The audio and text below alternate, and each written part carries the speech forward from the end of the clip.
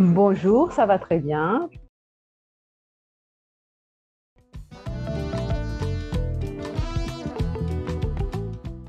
Alors, moi, quand j'ai lu la question, j'ai tout de suite pensé à des choses positives. Et je pense qu'ils sont, maintenant qu'ils sont en ligne ou en hybride, ils sont, ils ont accès aux ressources pour apprendre le français, dans notre cas, en un clic. Donc, je pense que l'accessibilité aux ressources, c'est quelque chose de très, très bien. Tous. Donc, merci de l'invitation pour participer dans cet événement. Et vraiment, pour nous, à la faculté de philosophie et lettres de l'Université autonome de Néo-Orléans, c'était vraiment un défi, voyez, donc changer des cours présentiels, donc ensuite les cours en ligne. Nous avons dû prendre une formation, voyez, pour utiliser Teams, utiliser des outils qui soient adaptés, voyez, pour adapter les cours à la nouvelle réalité, pour pouvoir continuer avec les cours que nous avons à la faculté. Au début, c'était vraiment un processus d'apprentissage très intéressant d'ailleurs, qui nous a permis vraiment nous servir de la technologie pour pouvoir nous adapter à la nouvelle réalité. Et en général, ça s'est bien passé. Vous voyez, il y a eu donc une continuité dans les processus d'enseignement-apprentissage qui ont permis donc de continuer avec et donc ce qui a été prévu donc dans le semestre que les choses se sont passées. Et on a observé aussi, voyez, un petit peu au fur et à mesure que les nouvelles générations qui arrivaient à la faculté, et ceux qui arrivaient au premier semestre, certains avec un niveau vraiment débutant de français, donc qui avaient beaucoup plus du mal à entrer dans l'apprentissage du français d'une manière beaucoup plus dynamique, voyez, parce que certains avaient peur de participer à l'oral, alors du coup, ils et donc, finissait enfin, il sortait de la réunion et pour éviter justement d'être en contact avec la réalité de participer. Donc, nous avons dû beaucoup travailler pour que les étudiants aient de la confiance vraiment à participer à l'oral, qu'ils se sentent à l'aise. Eh ben, c'est beaucoup plus facile dans une salle parce que dans une salle, eh ben, on intervient directement sur l'étudiant. C'est difficile pour l'étudiant qu'il parte, voyez. Mais là, voyez, donc avec les réunions virtuelles, donc ça, voyez, on n'avait pas les contrôles 100%, voyez, parce que certains étudiants pouvaient partir en disant que l'Internet s'est arrêté, mais on se rendait compte après que c'était les mêmes étudiants qui partaient à chaque fois. Et voilà. Moi, je vois de nouvelles perspectives dans le sens où ce confinement nous a appauvris et nous a amené dans un dépouillement de moyens dans lesquels on travaillait. C'est-à-dire, ça nous a mené dans le travail avec les nouvelles technologies et à distance. Donc, d'un côté, il y a eu un dépouillement et de l'autre côté, il y a un enrichissement, pardon, de l'autre côté. Donc, ça, c'est une nouvelle perspective dans laquelle on doit travailler. Moi, je travaille avec des enfants de 6, 7, 8 ans et ils ont été amenés à manipuler la technologie, les ordinateurs, les tablettes, à rentrer dans des classrooms, à manipuler des applications dans l'éducation. Donc ça, c'est une nouvelle perspective dans l'éducation qui est très demandante des professeurs dans le temps. Parce que pour moi, en tant qu'enseignant, ça m'a demandé le double de temps dans la préparation des cours et les exigences du côté humain dans le pilotage des cours, c'est aussi très, très, très forte. Et dans l'évaluation, je me rends compte, et on est en train de s'en rendre compte aussi en salle de classe avec cette modalité hybride où il y a des enfants en présentiel, il y a des enfants qui ne peuvent pas s'approcher des autres. Ils n'arrivent pas à parler parce que pendant les confinements, ils se sont enfermés en eux-mêmes. Ben, Moi, je trouve, ça fait longtemps qu'on parle du professeur comme guide d'apprentissage. Et à partir du 100% en ligne, moi, j'ai trouvé que le professeur devait forcément devenir un guide pour l'apprenant. Parce qu'on n'a pas la même dynamique dans le face-à-face, dans le sens où ben, je vais voir si tu utilises ton téléphone, si tu n'étais pas en train de noter, si tu étais en train de faire autre chose. Et donc, de redonner cette responsabilité à l'apprenant. Donc, ça, c'était une chose. Moi, ce que j'ai trouvé aussi, à partir du moment où on utilisait des plateformes, ça permettait... Moi, j'enseigne avec des grands groupes. Donc, habituellement, j'ai 30-35 élèves. Donc, la dynamique n'est pas nécessairement la même que si j'avais seulement 10-12 élèves en classe.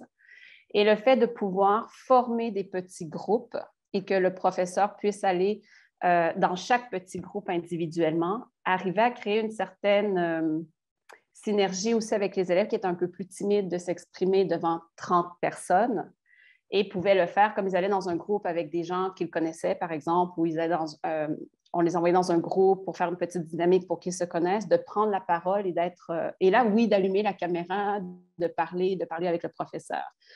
Donc, ça, c'était une chose aussi qui permettait aussi d'individualiser, non? De peut-être se rendre un peu plus compte de qu'est-ce que chaque élève avait besoin. Et comme on a été obligé de travailler avec des plateformes, enfin, moi, dans mon cas, on a travaillé beaucoup avec la technologie, avec une plateforme de visioconférence, avec des plateformes pour laisser les devoirs aux élèves.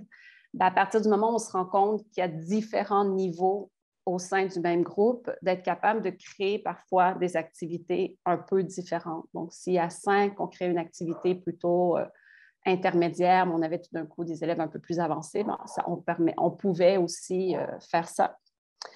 Et d'ajuster un peu plus. Et en même temps, comme on avait cette opportunité de communication qui était différente aussi, parfois à travers un chat privé, donc l'élève, au lieu de s'exprimer devant tout le groupe, s'exprimait en privé dans le chat, ou comme les devoirs étaient rendus à travers une plateforme, on avait cette communication asynchrone qui était totalement privée.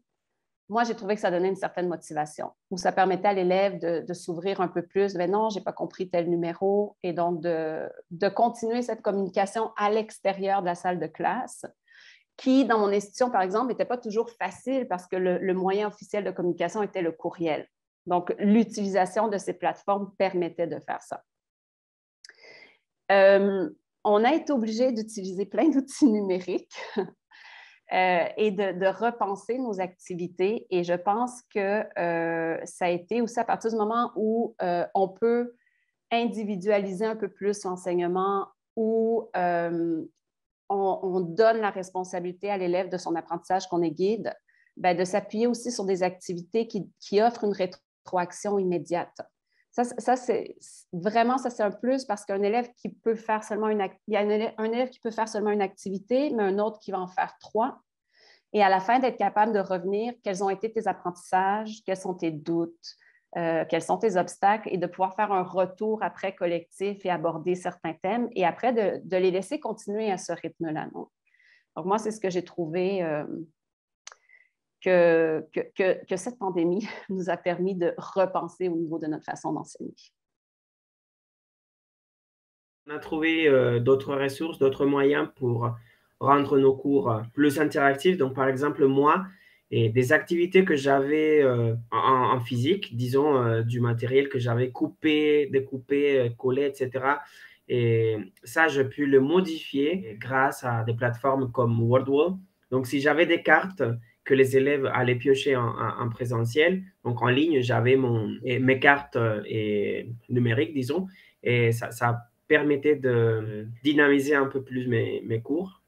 Et sinon, par exemple, les fameux jeux de loi, et on pouvait les jouer grâce à Google Jamboard. Et donc là, je mettais une image du jeu de loi, des étiquettes avec des post-it, et tout le monde pouvait y accéder à un moment donné et interagir. Donc, ça a permis de s'adapter. Enfin, et je pense que cette situation nous a fait découvrir des compétences et d'un moment à l'autre, enfin, des compétences qu'on n'imaginait pas.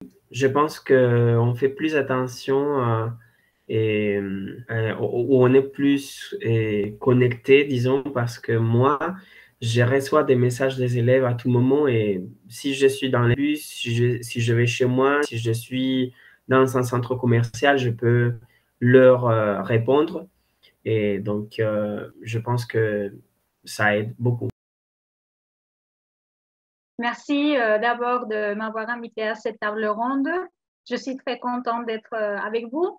Et je pense qu'après la pandémie, l'école ne sera jamais comme avant. Oui, et parce qu'il y aura un changement de mentalité déterminant pour le système éducatif. Par exemple, les professeurs seront plus conscients de l'importance des technologies numériques et ils sauront que ces nouvelles compétences vont constituer un élément essentiel d'outils dont ils disposent. Donc, les enseignants doivent avoir les compétences nécessaires pour l'enseignement, mais aussi les compétences afin de combler les lacunes des élèves et de s'adapter à quelques changements, d'adapter l'enseignement à leur niveau, de répondre aux besoins spécifiques des élèves.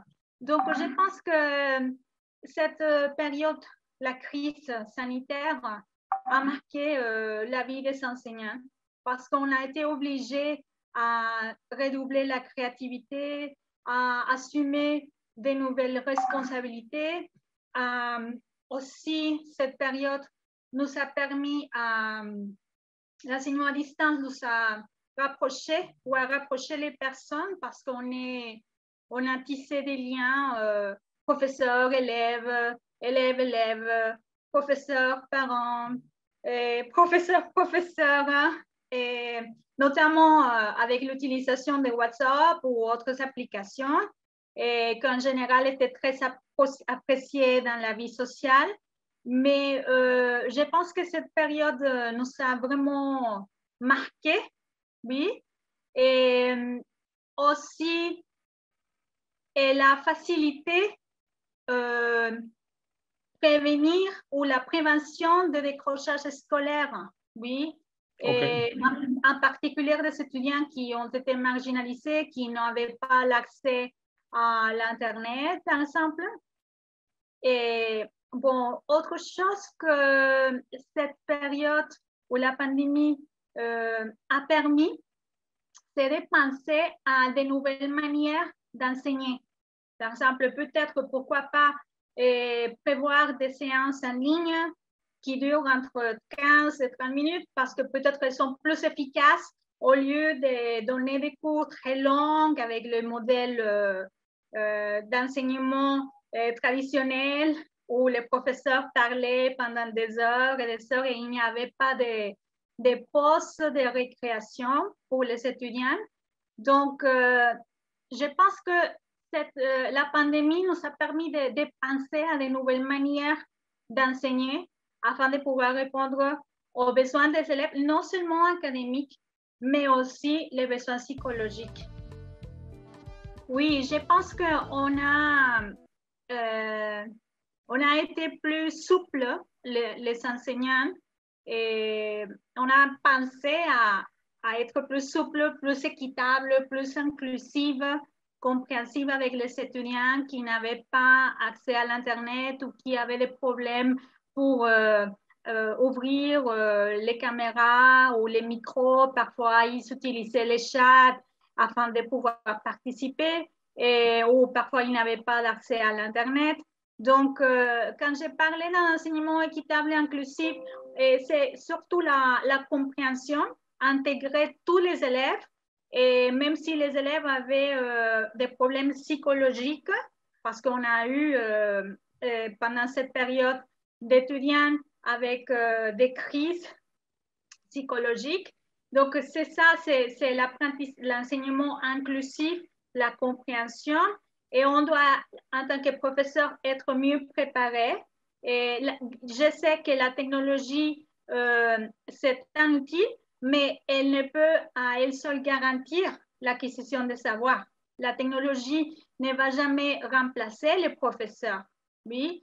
Alors, il faut s'assurer pour veiller à que les professeurs possèdent les compétences pédagogiques pour qu'ils s'adaptent au niveau des étudiants. Oui, qu'ils appliquent toutes les stratégies d'apprentissage et d'enseignement différencié, d'accord?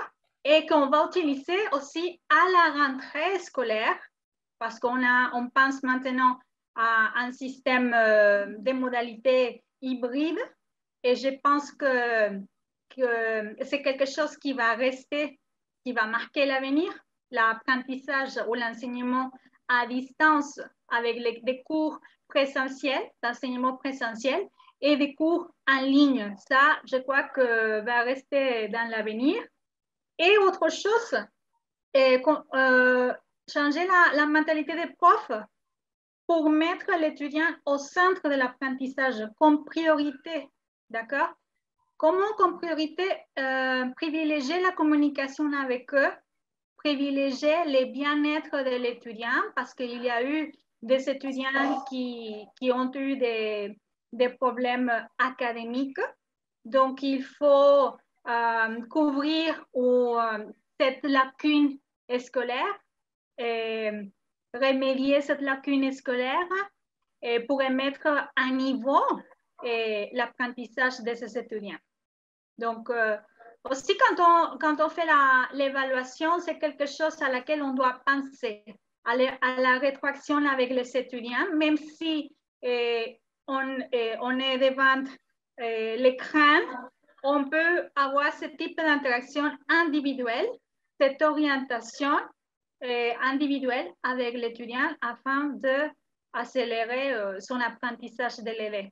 Enfin, la technologie, on l'utilise dans le collège, dans la vie de tous les jours. La façon de rendre plus dynamique le cours en faisant appel à différentes ressources que je peux trouver en ligne, et tout en gardant du contact, du regard, de la gestion de l'espace à l'intérieur de la salle de classe.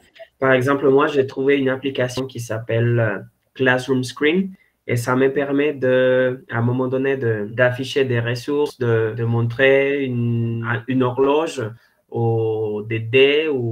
Enfin, c'est un écran qui me permet de faire beaucoup de choses. Donc, c'est la technologie au service de mes cours. Enfin, ça va beaucoup m'aider à continuer à enrichir mes... Parce qu'on n'a pas de contact, il n'y a plus de contact physique. Et l'espace aussi, on ne le partage pas. Donc, les échanges sont plus affamés, dans le sens, on est plus avide à les vouloir. Et quand on se retrouve ensemble en physique, les échanges sont plus fins et riches. Je vois ça avec les enfants maintenant qu'ils ont retourné en présentiel. C'est étonnant, hein? C'est étonnant les échanges. Du côté écrit, pour moi, par exemple, à l'écrit, ça va, mais à l'oral, c'est difficile. C'est un côté qu'on doit chercher à reprendre, l'oral tout le temps. J'avais écrit ici, le professeur comme guide. Vraiment se rappeler qu'on est vraiment un guide et que l'apprenant va aussi loin qu'il veut aller, en fait. Donc, je dis toujours, chaque apprenant a ses objectifs. Et après, nous, on peut offrir tous les outils, on peut offrir toutes les activités, on peut offrir plein de choses, mais ça dépend aussi comment l'apprenant le reçoit, etc. Donc, le professeur comme guide. Bon, l'utilisation d'outils numériques, parce que je ne pense pas que ça peut partir. Je pense que le fait de devenir un peu plus flexible au niveau, par exemple, de tutorat quand on reçoit les élèves, de plus être obligé de se rencontrer en face à face. Des fois, ça peut être plus facile. On rentre chacun chez soi avant le trafic, on se rencontre par la suite, ou de continuer à monter des activités. Non, moi, je trouve vraiment les activités avec une rétroaction immédiate aident l'élève, parce que surtout dans ces activités qui sont extra, par exemple, si tu veux aller plus loin, si tu veux continuer, et le fait que tu puisses tout de suite avoir la rétroaction et après, la prochaine fois que tu vois ton professeur poser tes questions, si tu as des doutes, ça, je trouve que ça va rester. Et je pense la communication asynchrone. Et je pense qu'une communication asynchrone aussi où, justement, c'est personnel. Et justement, on peut vraiment dire à l'élève, tu sais quoi, de ce travail-là, j'ai bien aimé ta structure. Pour la prochaine fois, j'aimerais que tu révises les connecteurs, comment diviser ton texte en paragraphes, et rappelle-toi de réviser la conjugaison du verbe pouvoir. Ça, je trouve que des petits trucs comme ça très précis, ben, en même temps, ça permet à l'élève de savoir qu'est-ce qu'il a fait bien, qu'est-ce qu'il doit travailler. Et en même temps, on ne l'a pas dit devant toute la classe. Je n'ai pas dit, OK, Adriane, la prochaine fois, travaille telle chose. Donc ça, je pense que c'est quelque chose qui va rester ou qui doit rester. Bon, plus d'autonomie, de liberté, la gestion des temps. Voilà, je dirais que pour les élèves, c'est ça. L'accessibilité aux ressources et la liberté pour gérer leur temps, etc. Pour les enseignants, bon, on a été obligé d'être beaucoup plus créatifs. Il fallait développer la créativité technologique, on va dire. Et ça, c'est quelque chose qu'on a dû faire, qu'on fait encore et qui va rester. Justement, la partie du retour au cours présentiel nous a un petit peu confrontés aussi à nous rendre compte que finalement, la partie des cours en ligne, ce n'était pas quelque chose vraiment de mal. Enfin, au contraire, voyez, nous avons vu que c'était bien pour certains cours de continuer avec cette expérience en ligne. Et nous avons adapté pour le semestre prochain et donc garder certains cours en ligne, en fait, qu'on aimerait peut-être conserver, on verra un petit peu dans l'expérience, mais garder certains cours en ligne de manière stable, voyez. Et on aura un retour au présentiel, à peu près 60-70% des cours seront au présentiel et le reste des cours, on va rester en ligne pour l'instant le semestre prochain et on verra si certains cours peuvent rester en ligne à l'avenir, à l'intérieur de la structure du programme éducatif. Les recommandations, c'est justement de voir de quelle manière l'expérience actuelle du travail en ligne pourrait éventuellement rester, peut-être d'une certaine manière, pour certains cours, voyez, et voir aussi de quelle manière on peut favoriser une coopération aussi entre les professeurs. Je crois que ça, c'est très important aussi de faire des liens, voyez, entre les professeurs parce qu'à partir de notre expérience dans notre contexte éducatif à la faculté, nous avons renforcé les liens. Pourquoi pas que cette expérience puisse rayonner d'une certaine manière et que nous ayons aussi des réunions avec d'autres professeurs et d'autres établissements scolaires pour pouvoir justement enrichir donc notre expérience face, voyez, justement à la réalité nouvelle à laquelle nous sommes confrontés.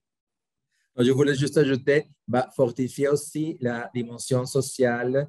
Je crois que c'est un aspect important aussi à retravailler et à repenser aussi.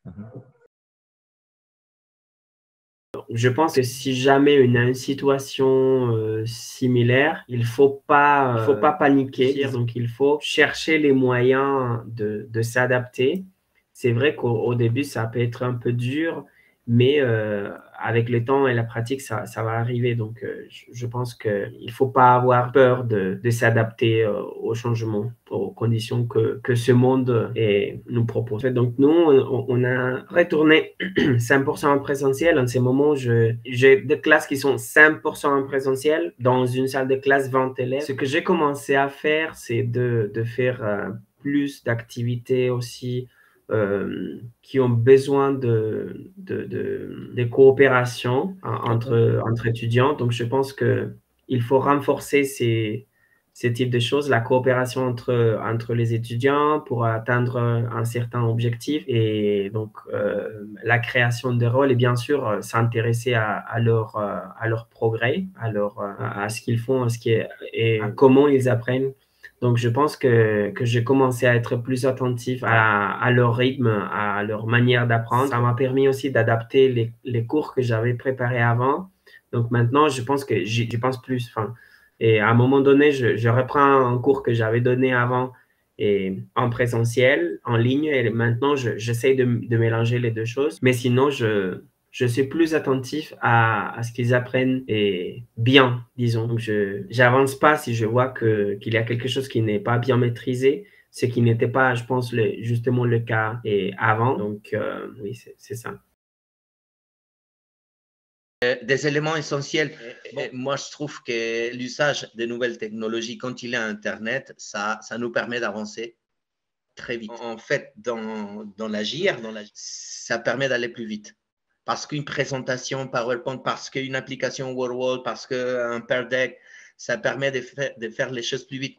Mais le problème est qu'il n'y a pas que nous, il y a toutes les matières scolaires. Donc, ça pousse dans un stress. Il n'y a pas que 2-3 heures, c'est toute la journée. Donc, ça mène les enfants et nous-mêmes dans un état de burn-out. Et ils ont vraiment du mal à allumer leur caméra, à participer, à interagir en groupe et à parler.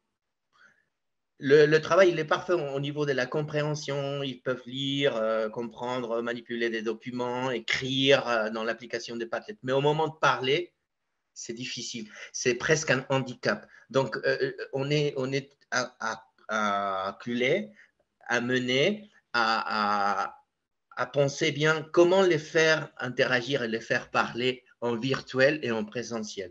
J'essaie de le faire. Donc, j'épingle l'élève qui va parler dans l'écran pour que l'image soit plus grande pour tous les restes en présentiel et en virtuel. Et j'essaie de faire parler un enfant en présentiel avec un enfant virtuel. Et ça marche bien parce qu'il y a un enfant qui s'approche de l'ordinateur, il vient parler, questionner à l'autre enfant en virtuel et on essaie d'interagir comme ça. Mais il faut bien penser parce que c'est fatigant. Hein, ça, il faut bien penser à ce truc de faire parler. Ils parlent moins, les enfants. C'est là où il faut bien penser comment évaluer réellement les enfants. Parce que les institutions nous demandent des bonnes notes. Et le programme en lui-même nous amène à le faire. Mais comment évaluer réellement l'apprentissage de l'enfant? Parce qu'ils sont tout le temps avec leurs parents à côté, ils sont tout le temps avec les traducteurs, avec d'autres appareils. Moi, je pense que le mot-clé, c'est l'adaptation.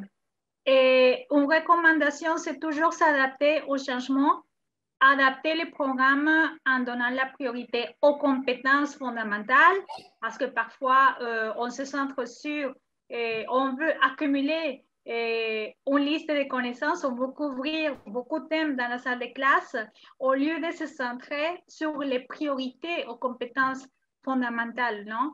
Et aussi, on doit mieux s'organiser. Une recommandation serait d'organiser des cours, restructurer, je ne sais pas, les calendriers scolaires en tenant en compte les jours de classe perdus, peut-être à cause de la pandémie.